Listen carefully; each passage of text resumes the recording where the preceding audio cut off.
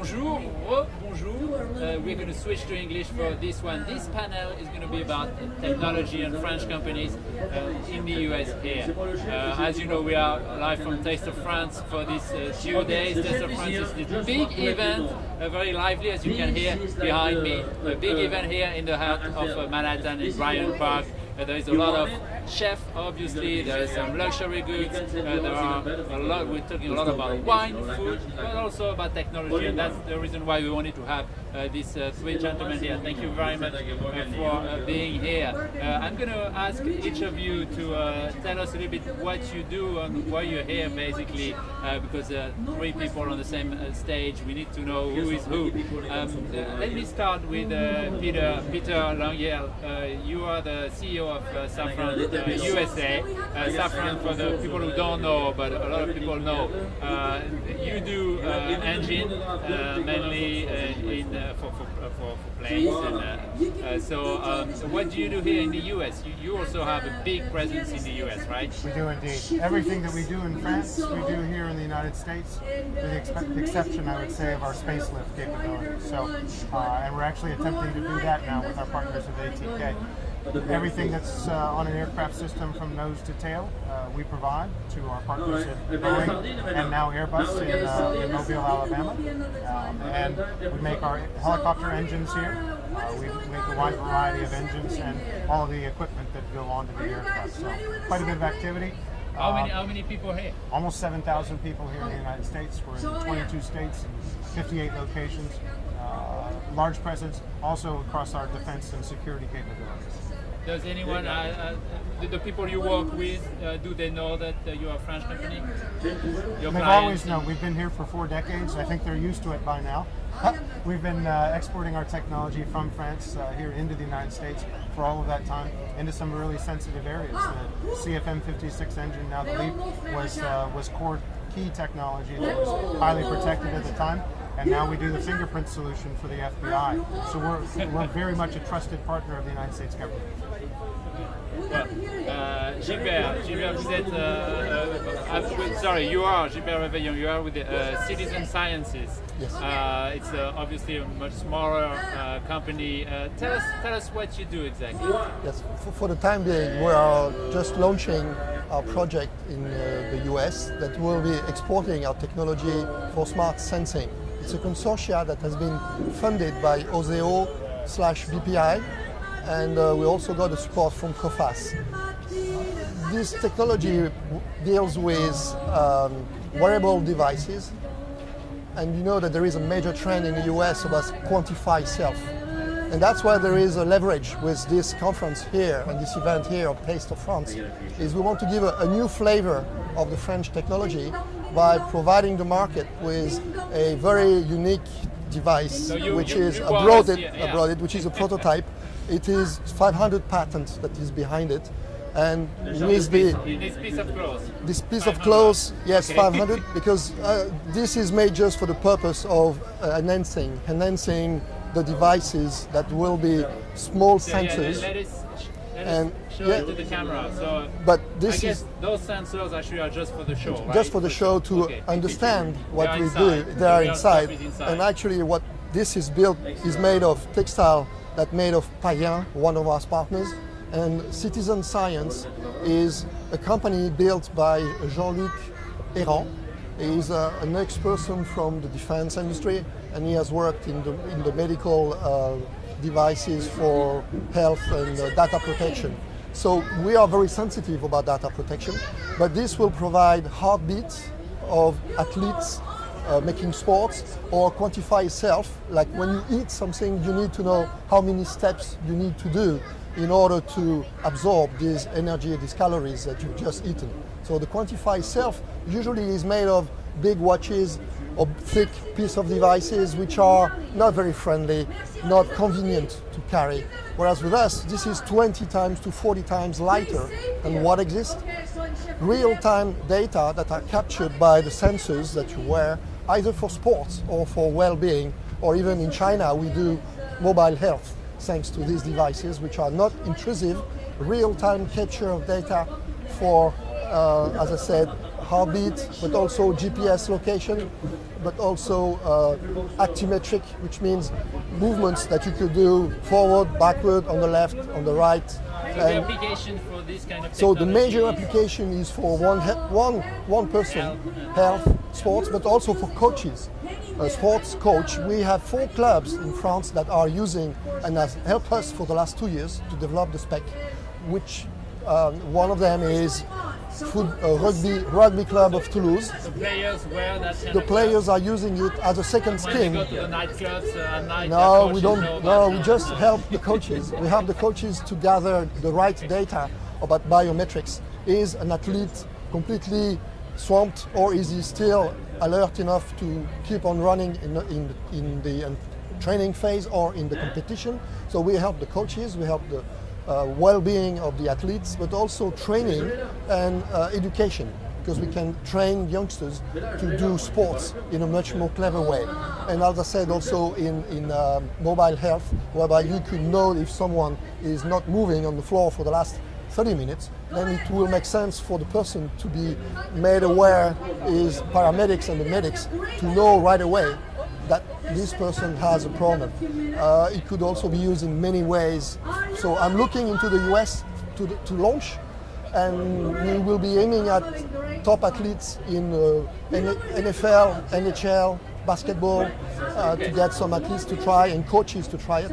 We also work with Carnegie Mellon in San Francisco with Institut Mines Telecom. So I'm a researcher, I'm a scientist from Institut Mines Telecom, and that's the underlying technology for algorithm, because we built a big data platform to get algorithm working for a team, for a region, or for a country, by which you could know that all the French at 9 a.m. on Monday, they all have a heartbeat of 130, whereas the Brits at 9 a.m. in the morning on Monday, they could be just 90 or 80 heartbeat in a minute. Therefore, AXA or Aviva or any insurance company could say to the French guys, listen, either you train yourself and you reduce your heartbeats, or we will raise the car insurance. So this is already taking place That's interesting. Or in the scary, UK. I don't know, but we talk a bit later. So that's the technology. And Nicolas Serikoff, you are with another big name in the French industry, Dassault System, and you came here we came from Paris, and you came here with a very interesting installation. Tell us a little bit more about it. It's basically Paris that you brought with you. Exactly. I bring in my luggage Paris in 3D, Paris history. Because we have a huge project since 3 years made of partnership with different channel TV, French TV producer and museum. And we work on reconstructing the old Paris, the ones that disappear through the age, starting from the Gallic period to the World's Fair of So '89. took us inside it. I mean, Parisians discovered it last year, a year ago, right? There was this Exactly. big event at the Hotel de Ville in Paris with 15,000 people, and With so a live here it's a show. smaller scale. But what can we see? Tomorrow, I think tomorrow Sunday, people will be able to see it in the tent here. Well, how does it work? It's very simple. On one side, you have the director of the Musée Carnavalet, which present and tell us the story of Paris, and on the other side, I'm on the computer and making everyone a journey through our 3D world. It's an immersive world where we can move around and see every place, visit a lot of old buildings, and through that you can discover the history on a new way. Now, obviously, Dassault System is not a Hollywood company, so what's the purpose for Dassault to do this kind of stuff? Yeah, we are known as an industrial engineer company. We are the leader in PLM software, in engineer software, but we love to be where people don't expect us, so we are getting more involved into cultural, historical, or artistic content and project. So we have a very interesting partnership program called Passion for Innovation, where we help people with ID, and we help them with our engineer, with our team, with our software. So on one way, for us, it's very interesting to challenge our R&D with new challenges, and the other hand is to promote and to make more general public projects like Paris, like Egyptian project. We work with Marie-Claude Pietragala, with a very famous dancer, French dancer, and we co-produce her last show. So, we were talking this morning with the French foreign minister here. It's all about economic diplomacy. The idea is that the French diplomats should help the French businesses.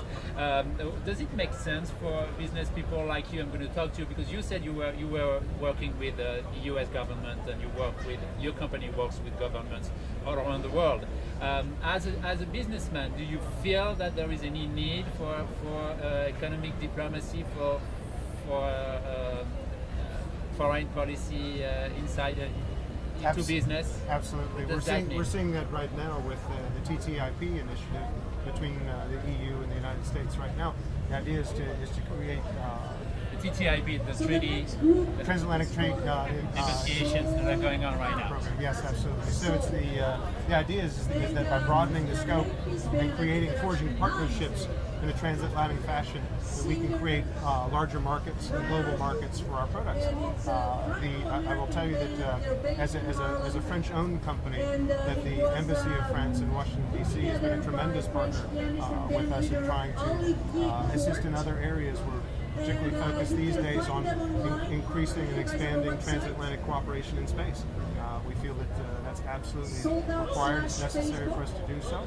And again, the diplomatic portion of that is essential. It's how the CFM engine started in the first place, was an agreement, an accord between Nixon and Pompidou. So sometimes it takes that diplomatic push to bring the industries together. There is this sense sometimes when you talk about transatlantic business that there are all those barriers, especially in technology, in the military industrial complex and all that stuff. French people are convinced that it's for political reason that we don't sell the Rafale abroad. Sorry, but obviously Safran has been working in this country for a very long time. So does that mean that you managed to be perceived as an American company here? That's the reason why you can work with the American government? Or? Well, clearly we're a tier 1 supplier, so we're in a little bit of a different position than our friends at Dassault. For instance, we don't create the entire platform, but we create the technologies that go into it.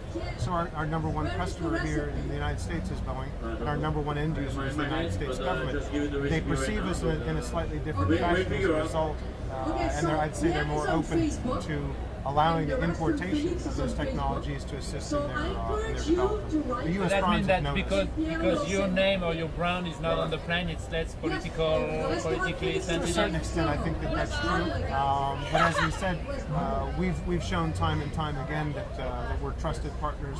We've shown that we can work closely with American companies on some very sensitive projects, and it's building up that trust over the years. While respecting the rules that are in place, it's absolutely essential for companies like ours. We're a global company. We're headquartered in Paris, but we're truly a global company. We're a bit short on time, but Gilbert, I wanted to talk about this.